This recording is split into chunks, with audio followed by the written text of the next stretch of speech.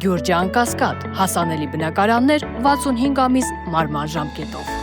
Նախ պաշտոնանկության մասին, որը որոշակի հարցեր առաջացել, այդ թվում եւ մամուլում հրապարակումներ կան, որ ձեր եւ Արամ Հովհաննիսյանի միջև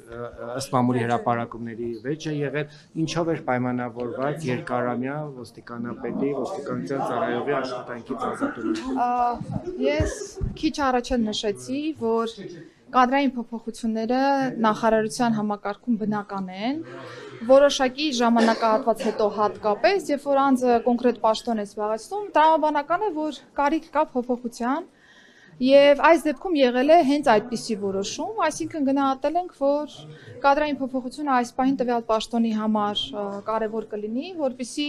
ոչ թե այն տրամաբանությունը նկատի ունենալով, որ ինչ-որ մի բան վատ է կամ չգիտեմ ինչ-որ մի բան չի գնահատվել կամ չի արժևորվել պարոն Հովհաննիսյանի աշխատանքը, բնավ ոչ, այլ հակառակ տրամաբանությունն է եղել, որ որոշակի ժամանակահատված հետո պաշտոնատար անձի փոփոխությունը կարող է դրական փոփոխություն նաև բերել որոշակի մոտեցումների հարցում, նոր շունչ հաղորդել աշխատանքներին, նոր մոտեցումներ ձևավորել, նոր մեթոդներ ձևավորել, սա հերթական փոփոխությունը կարող ենք դիտարկել, ես գնահատում եմ պարոն Հովհաննիսյանի աշխատանքը, բարձր գնահատականի արժանի աշխատանք է, որովհետև կյանքի մեծ մասը նվիրել է ոստիկանության համակարգին եւ սա որևէ ձևով անձնավորված ընդունել չի կարելի եւ ասեմ նաեւ, որ այն բոլոր փաստարկները կամ այն բոլոր մտքերը, որոնք որ մամուլում տարածվում են, դրանք բոլորը բացարձակապես չեն Իսկ կոնկրետ ինչ ոլորտն եք ուզում փոփոխությունները, բարեփոխումներին, ինչ ոլորտում եք ուզում զարկ տալ, որ կադրային փոփոխություններ պետք։ Ասեմ, որ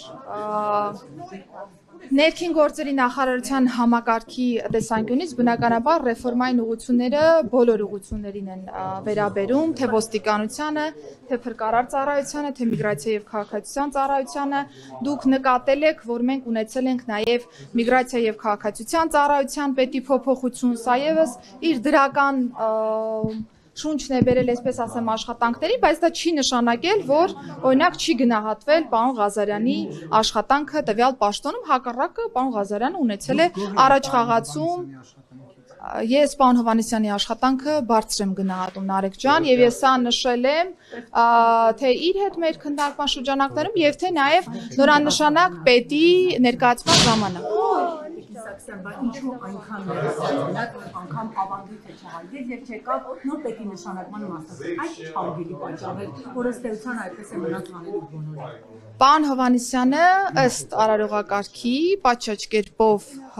ծանուցվել է եւ հրավիրվել է նոր ոստիկանապետի նշանակման միջոցառմանը, բայց հարգելի պատճառով չի կարողացել ներկայանալ, իսկ մնացյալ հարցերը կարծում կարող եք ուղղել պարոն Հովհաննիսյանին։